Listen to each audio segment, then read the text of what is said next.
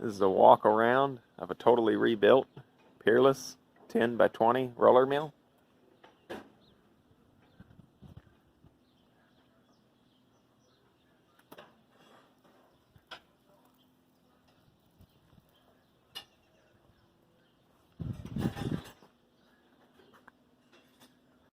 This unit is equipped with a single-phase 5 horsepower 230-volt motor.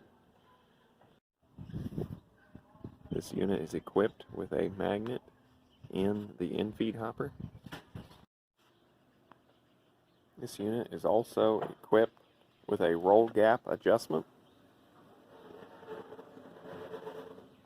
Unit is also equipped with an in-feed gate adjustment.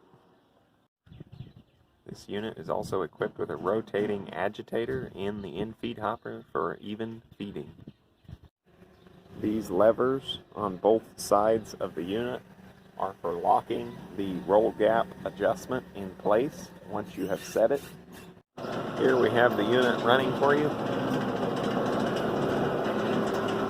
Very nice and smooth, quiet.